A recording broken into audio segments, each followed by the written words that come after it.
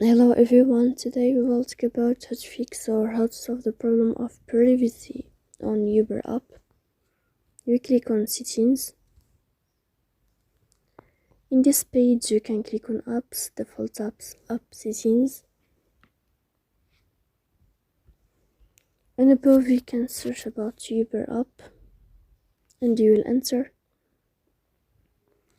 Then you can click on first stop and you can click OK.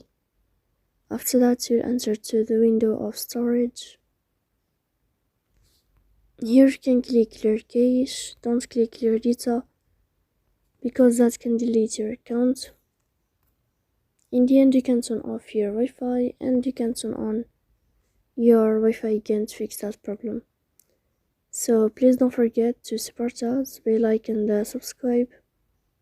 See you next time in another video and thank you for your attention.